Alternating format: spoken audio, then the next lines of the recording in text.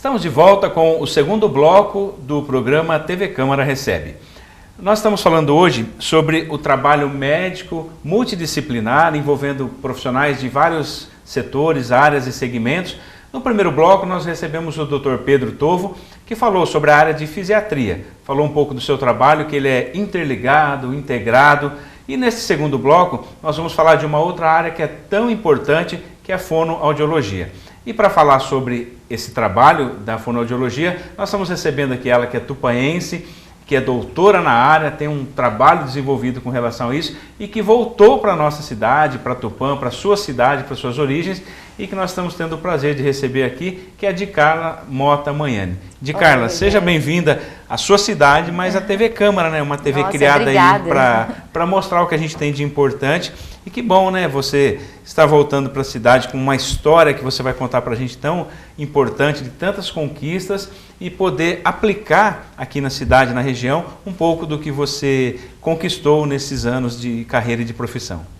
Eu agradeço o convite, é um prazer estar aqui e é um prazer estar de volta também na minha cidade, com a minha família perto. Eu estou muito feliz de ter voltado.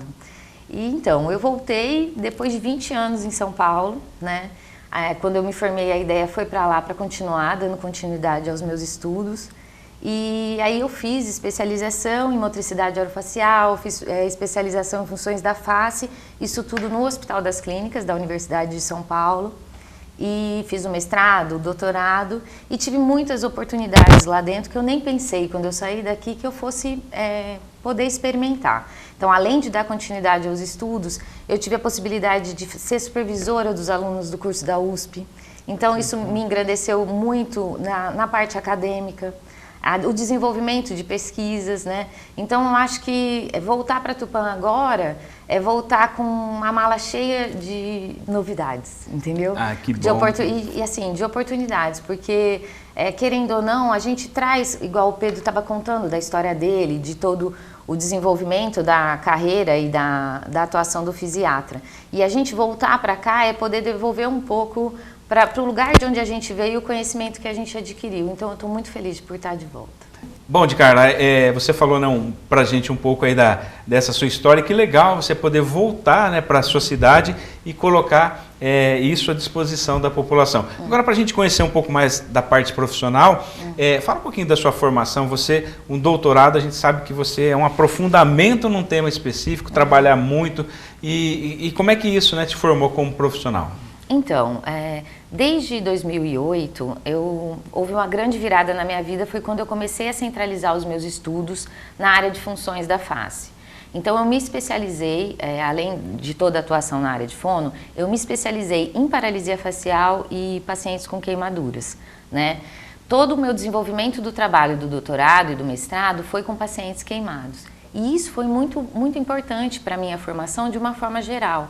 Foi quando eu tive a primeira oportunidade de entender o paciente como atuações integradas naquele indivíduo. Então, um paciente queimado, por exemplo, Rogério, a gente estava falando do fisiatra, mas o paciente queimado, ele precisa do cirurgião plástico, ele precisa da fono, da TO, do fisioterapeuta, de uma equipe muito especializada no andamento do desenvolvimento dessa doença.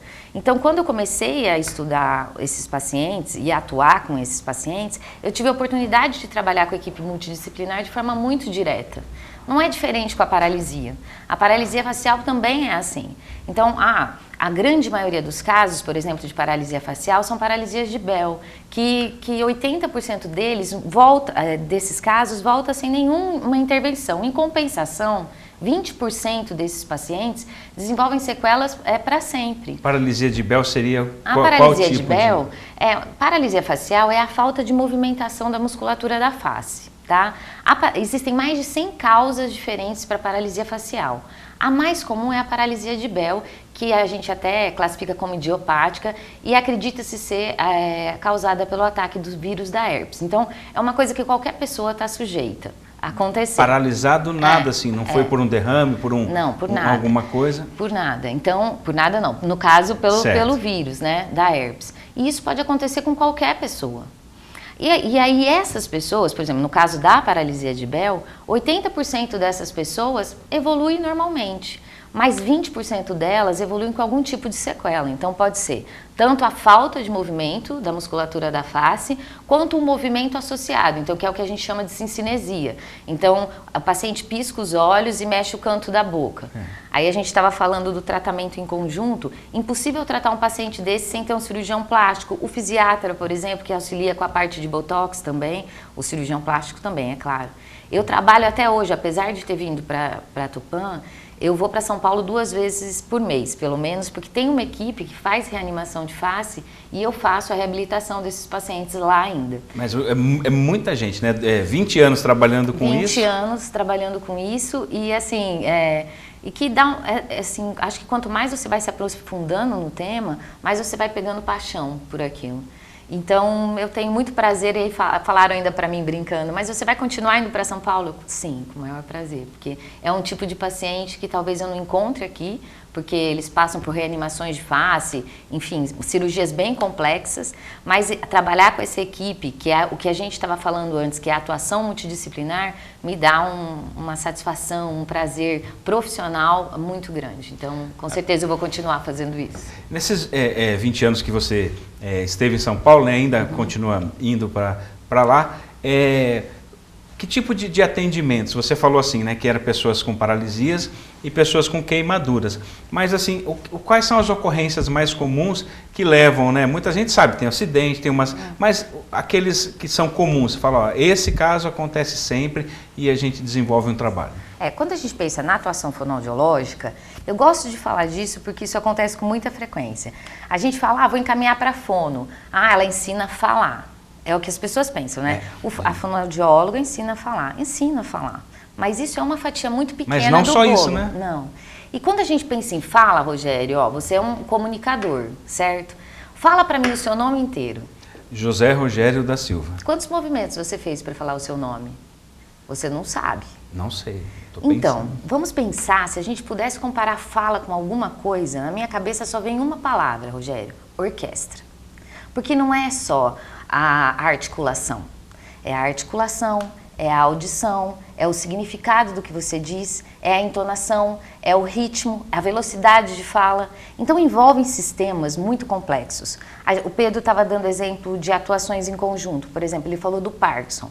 As alterações de fala causadas pelo Parkinson, da doença, são alterações motoras. Então quando você fala para mim, me fala de algumas coisas, alguns exemplos mais comuns, é difícil dizer, porque a gente pensando em fala, a gama de possibilidades de atuação são muito grandes, não só na articulação daquela criança. Cada caso é um atendimento personalizado. Dependendo da doença, tem um atendimento personalizado.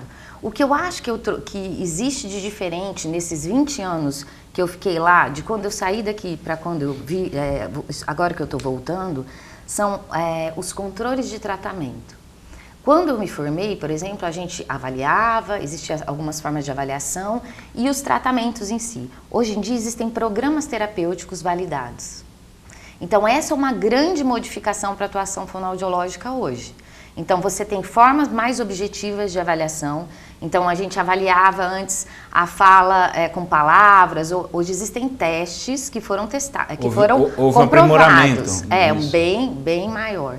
Além disso, algumas tecnologias. Então, por exemplo, o Pedro deu o exemplo das alterações na articulação temporomandibular que um grande número de pessoas tem. De apertamento, dor em ATM, enfim. Existem muitas possibilidades de tratamento para isso e em várias áreas distintas, que isso também é uma atuação multidisciplinar. Mas quando a gente pensa na avaliação, hoje em dia, por exemplo, existe a termografia, que eu consigo identificar um processo inflamatório de uma forma mais objetiva e acompanhar a evolução e a redução desse processo inflamatório. Então, eu acho que o que mudou na atuação nesses últimos 20 anos é a forma objetiva de avaliação e a forma mais objetiva de tratamento. Antigamente, você começava a fazer fono, conforme for melhorando, aí a gente não tinha uma ideia, e eu não falo de outros fonoaudiólogos, eu estou falando de mim, foi assim que eu fui formada. Então, a gente não tinha uma ideia, em 12 sessões ele fica bom, entendeu? Ele tem que estar bom dependendo do que ele tem, né? Não é todo paciente. Dependendo da patologia, enfim. Mas você planeja, em 12 sessões eu consigo aplicar um programa terapêutico validado nesse paciente. Então isso dá uma perspectiva de tempo de tratamento para a família, que normalmente também fica muito ansiosa com o resultado. É possível ter um planejamento, Não, né? é possível não. Hoje em dia Existe. é quase que obrigatório a gente ter. Porque o paciente, ele precisa ter, como a gente atua, isso foi evoluindo, principalmente porque a fonoaudiologia, ela foi entrando dentro das equipes multidisciplinares. Eu escutava essa frase da minha professora, professora Cláudia Regina, professora doutora Cláudia Regina Furquim de Andrade, uma pessoa que eu tive muita sorte de encontrar na vida, e ela falava o seguinte: o médico não quer saber e se melhorou, acho que melhorou. Não, melhorou por causa disso. Ele tinha tanto de pontuação, agora ele tem tanto de pontuação numa avaliação objetiva. Respostas concretas e objetivas. Porque ele espera isso de mim, ele não é o fonoaudiólogo, ele é o médico. E como eu espero dele também esse tipo de resposta. Então, hoje em dia, os tratamentos eles são mais objetivos, mais direcionados, e a gente precisa ter isso até para poder dar uma devolutiva para a equipe multi. Porque como a gente estava conversando antes com o Pedro aqui, essas atuações, elas dependendo do que eu faço, por exemplo, nos queimados, né, lá com a atuação multidisciplinar, dependendo da atuação fonoaudiológica, era decidido ou não se ia ter a cirurgia. Então, eu preciso dar respostas mais objetivas. Então, eu acho que o tratamento modificou com esse olhar. As avaliações são mais objetivas e o planejamento terapêutico também. De Carla, eu te ouvindo falar assim, eu imagino que são 20 anos... E você continua estudando, pesquisando, buscando, porque você traz assim, um contexto, né, do que existia quando você se formou e o que existe hoje. Isso é um trabalho de estudo também. Olha, Rogério, acho que depois que você se envolve em pesquisa, você não consegue mais sair, porque é muito apaixonante você descobrir o processo. Você descobriu o processo que valida determinado atuação, enfim. O meu doutorado, o meu mestrado, eu classifiquei quais são as alterações fonoaudiológicas na população de queimados em cabeça e pescoço. E no doutorado, eu validei um programa de atuação fonoaudiológica, né? A gente publicou ele em uma revista internacional de renome, que é a Burns. E assim, foi o primeiro artigo publicado de fonoaudiologia numa revista internacional desse porte na área de queimaduras. Então, o que trouxe muito orgulho para mim e para a equipe, porque ninguém faz nada sozinho, eu não fiz sozinha, é uma equipe que faz isso, né? Então, quando você começa a desenvolver esse tipo de projeto, você nunca tem paz, porque você sempre vai ter aquela pergunta assim, igual eu fiz o programa, mas e se eu colocar, entendeu? Sempre tem o pesquisador, ele tem uma perguntinha sempre na cabeça, e eu não consigo tirar as minhas, né? Então, nunca vou deixar de estudar, se Deus me permitir, né, manter o meu cognitivo em dia, eu nunca pretendo parar de estudar. Mesmo voltando para cá, o envolvimento com alguns grupos de pesquisa, eles permanecem e eu pretendo mantê-los. Agora, 20 anos de trabalho em locais de ponta, né, no Hospital das Clínicas, da USP, e um trabalho assim com especialistas e pessoas que estudam, né, essa área que você está atuando, você voltou para Tupã agora. Eu fico assim, eu te pergunto, o que te trouxe, né, para cá, né? A gente sabe da sua família, tem uma história tudo aqui na nossa cidade, de pioneirismo, de participação, e ao mesmo tempo, como é que você vai colocar todo esse conhecimento a serviço da população de Tupã e da nossa região? Olha, Rogério, eu sempre soube que um dia eu ia voltar. Isso, quem me conheceu no Hospital das Clínicas sabe que eu sou de Tupã, porque eu sempre tive muito orgulho de ser daqui. Mas eu sabia que eu ia voltar, eu não achei que ia ser agora não, para ser sincera com você. Acho que a pandemia, ela acelerou esse processo. Então eu estava realmente num lugar de ponta, graças a Deus eu ainda tenho os meus vínculos com as equipes de lá. Você vai, né? Inclusive você não se desligou, né? Continua e não pretendo, ainda tem pós-doutorado para fazer. Legal. A pessoa, se Deus quiser, não vai sossegar. Mas eu falo assim, a pandemia, o ano passado, por exemplo, o Hospital das Clínicas, ele tinha 900 leitos de Covid. 900 leitos foram abertos, isso foi divulgado na mídia de forma bem ampla e tal. Muito orgulho eu tive de participar disso. Mas, ao mesmo tempo, isso me impedia, por exemplo, de ver a minha família. Mas você lembra do começo da pandemia? Foi bem assustador. Eu não sabia nem se eu ia ver eles de novo. Porque eu estava num centro onde a gente não conhecia muito bem ainda, como a gente só tinha notícias do que estava acontecendo, por exemplo, na Itália, que foi uma catástrofe. Então, a gente não sabia. Eu acho que todo esse processo me fez pensar muito no que era importante para mim. E estar perto da minha família realmente foi o que eu decidi que era mais importante para mim. Então, trazer para cá o que eu aprendi, e com a possibilidade ainda de estar ligada aos grupos que eu desenvolvi o trabalho, pelos quais eu tenho muito respeito, não tinha motivo para eu não vir. Se você pensar por esse lado, não tinha motivo para eu não voltar. E aí eu decidi e vim, voltei. Como que eu pretendo? Você me perguntou, né? Desculpa que eu me empolguei de falar da minha família. Que bom. Mas, que bom mesmo. Mas assim, quando eu penso no que eu posso contribuir para a cidade, eu acho que a experiência que eu tive no maior hospital público da América Latina, atuando, porque eu fazia parte de gestão também dos atendimentos ambulatoriais, eu acho que pode contribuir sim com a cidade. Não só as atuações e as novidades no que diz respeito à atuação fonoaudiológica, como eu te disse, avaliações mais objetivas, tratamentos controlados, programados, mas também o conhecimento na parte de gestão, eu acho que pode contribuir de forma positiva com a saúde da cidade. Eu estou à disposição. Legal. O Dr. Pedro falou no primeiro bloco, né, desse trabalho, né, que ele leva muito a fundo, até pela própria formação, né, de interdisciplinar, de multidisciplinar. E o seu trabalho também, você falou da área de queimados, né, que é uma área que exige muito. Nós temos aqui na nossa região centros ou locais onde se desenvolve esse tipo de trabalho. E como é que você vai fazer então as parcerias? Porque com a fisiatria é uma, mas pode existir outras também, né? Sim. O fonoaudiólogo, ele atua junto com várias equipes. Então, mesmo lá no Hospital das Clínicas, por exemplo, a gente atuava na cirurgia plástica, por exemplo, com o cirurgião plástico, os pacientes de reanimação de face, como eu te contei, os pacientes de trauma de face, que isso eu tive a oportunidade de ter bastante experiência também, porque era uma cidade onde tinha muito acidente automobilístico, né, moto, enfim, e os acidentes por violência, né, também, com arma de fogo, ferimentos por arma branca, enfim.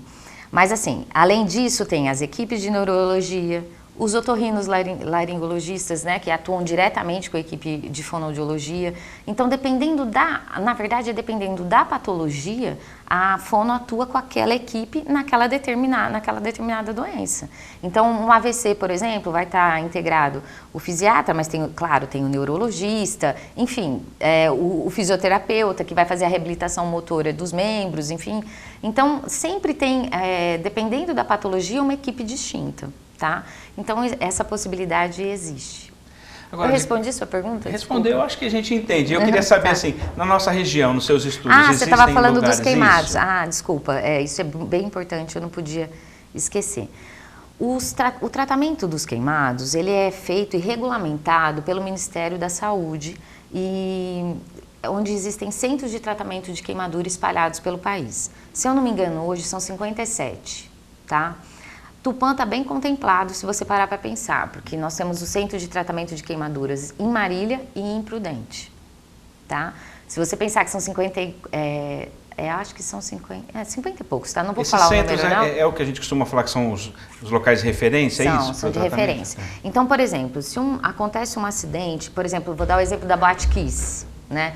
Um acidente como aqueles pacientes, eles foram referenciados, eles foram levados para um determinado centro de tratamento. No caso da Boate Kiss, o número era tão grande que os centros foram até lá para poder dar esse suporte. E aí, dentro desses centros, existe o tratamento que contempla duas fases do paciente, a fase aguda e a fase de sequelas. A fase aguda do paciente, a equipe médica que atua, quando ele chega, na hora mais crítica, tem que estabilizar a parte clínica, a sobrevivência desse paciente é prioridade. Então, a partir desse momento, aí começam os processos. Então, às vezes ele foi entubado, aí precisa ser estubado. Se for estubado, quem atua? A fono entra para avaliar. Então, já no leito, tanto da UTI quanto também na parte da enfermaria. Isso, o fonoaudiólogo já atua nessa área. A minha parte de atuação na pesquisa, de parte de pesquisa que eu fiz, foi nas sequelas. Então, é o paciente que ele já está com as feridas fechadas, digamos assim, mas ele começa um processo de diminuição de mobilidade. Lembra que o Pedro falou sobre o movimento do braço? O paciente queimado, Rogério, é como se ele tivesse uma casca menor. Tá? Então, um paciente queimado na região do pescoço, ele normalmente cicatriza desta forma, ele não tem amplitude cervical. Aí fala, mas tá, e o que a fono tem a ver com isso? Ele tem dificuldade de deglutição. a elevação laríngea tá prejudicada. Ou a movimentação, enfim, do pescoço no caso. A gente falou da articulação temporomandibular, mas um paciente, por exemplo, que tem queimadura em região de face, do lábio, enfim, tanto no terço inferior, por exemplo, principalmente, tem uma diminuição da abertura de mandíbula. Um paciente que tem diminuição da abertura da boca, né, da mandíbula é a abertura da boca, ele tem dificuldade na fala, ele tem dificuldade de mastigação, ele tem dificuldade de deglutição. Então, a gente precisa cuidar, junto com a equipe médica, que muitas vezes está relacionado à cirurgia e à terapia, para poder reabilitar essas funções do paciente, tá? E aqui em Tupã, a gente não tem um centro de tratamento de queimaduras de referência aqui. Existem alguns médicos capacitados, inclusive o Fernando Tovo, que é o irmão do Pedro. Quem me apresentou para o Pedro, na verdade, ele é cirurgião plástico, eu conheci ele lá no hospital, né? Ele também atua e tem bastante experiência na área. Mas existem alguns médicos aqui que também atuam com queimaduras, mas existem esses centros que são muito próximos. Inclusive, quando eu vim, eu acabei sendo apresentada por um dos chefes da cirurgia plástica lá da FAMEMA para poder ter essa relação, né, de atuação, porque eu não gostaria de parar de atender esses pacientes. Continuar o seu trabalho. Você falou de algo aqui, até o Dr. Pedro falou, que a questão, né, você falou de intubação, da hora da retirada, né, que é chamada extubação, e a gente está vivendo essa questão da Covid, né? É até um assunto que a gente não falou muito, porque ele tomaria todo o nosso tempo aqui. É verdade. Mas a pessoa que passa por esse trauma de ser entubada e depois retirar isso, ela tem também várias agressões, né, na questão que tem a ver com a fonoaudiologia. Principalmente com a parte de deglutição, né? Todo paciente foi entubado, ele precisa de uma avaliação fonoaudiológica. Nos grandes centros, hoje em dia, isso é rotina. Então, ele passa por uma avaliação fonoaudiológica até para avaliar a deglutição. É um paciente que precisa reaprender a fazer coisas e a deglutir, a comer, não é diferente para ele. Quando a gente fala do Covid, acho que até por conta de tudo que a gente viveu ano passado, que eu tive a experiência o ano passado, a verdade é que a gente conhece pouco ainda as sequelas do Covid, né? Tem muitos grupos sérios estudando as sequelas, mas parece que cada vez aparece uma coisa diferente. Então, a gente sabe já, a perda muscular, como o Pedro falou, ela é bem nítida, bem clara, então tanto para a parte de reabilitação motora da fisioterapia, da terapia ocupacional, e principalmente respiratória, né, na fisioterapia, isso com certeza, mas na parte da fono, muitas vezes vai estar relacionada às alterações de deglutição, com certeza. Tá? Carla, a gente está chegando no final do nosso programa, eu falei para você, né, que é tão rápido esse bate-papo que 20 minutos, um pouco mais, passa de uma maneira muito rápida. Eu queria agradecer a sua vinda aqui, dizer que para a gente, né, de Tupã é sempre uma alegria quando um tupanense volta com uma experiência como essa e colocar à disposição. Você já está trabalhando, vai trabalhar com hospitais, clínicas, vai fazer o seu atendimento, como é que é essa sua nova fase aí da sua vida profissional? Então, eu vim, primeiro que eu já estou atuando na Casa da Criança desde que eu vim, e aí também junto com o Pedro na clínica, no I7, fazendo esse trabalho em conjunto com ele e atendendo os pacientes em São Paulo. Então, tá corrido já, Rogério. Já isso é voltou bom. num ritmo isso rápido é bom. aí. Isso é bom, isso é bom. Que bom. Cara, obrigado pela sua vinda aqui. Eu agradeço. Queria dizer que foi um convite feito pelo Alexandre Escombate, né, o vereador. Agradeço muito, Alexandre. Que falou muito sobre você, o seu trabalho, e falou, vamos trazer de cara para falar um pouco dessa história. Então tem muita coisa, espero que a gente tenha a oportunidade de voltar a falar um pouco do seu trabalho, pegar um tema específico, responder perguntas da população, para a gente mostrar um pouco desse trabalho e os valores da nossa cidade que estão aí, né, no dia a dia, trabalhando, ajudando a desenvolver a cidade e também a região. Prazer enorme rever você, te conheço desde a adolescência, né, Rogério? Sim, muito. E obrigada, agradeço ao Alexandre pelo convite, uma oportunidade incrível de poder contar um pouco do que eu fiz nesses últimos 20 anos antes de voltar. E agradeço pela forma como você me recebeu e como tocou essa entrevista. Sou um pouco tímida para isso, mas eu fiquei muito feliz de estar aqui com você. Obrigada. Obrigado, Ricardo, agradeço. Não sei se a gente deixou, porque uma pessoa com uma formação específica e um doutorado tem muita coisa para falar e o nosso tempo é curto, então talvez não abordamos todos os pontos, mas eu acho que numa outra oportunidade a gente pode falar um pouco mais sobre isso. Tá bom, será um prazer. Muito obrigado. Tá? E obrigado a você de casa que acompanha a programação da TV Câmara. Hoje nós recebemos dois profissionais da nossa cidade que atuam em áreas tão importantes e que estão colocando esse trabalho à disposição, colocam à disposição da população, e também nós pudemos entender um pouco mais sobre o trabalho dessas duas áreas, a fisiatria e também a fonoaudiologia. Eu aprendi, viu, também falar fonoaudiologia pausadamente, porque muita gente fala de uma maneira rápida e algumas coisas, então, são áreas extremamente importantes. Obrigado aos dois, ao Pedro no primeiro bloco e a de Carla no segundo bloco, e a você de casa que acompanha a programação da TV Câmara.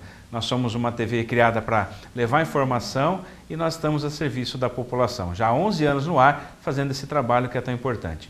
Obrigado a você que nos acompanha e até um próximo programa.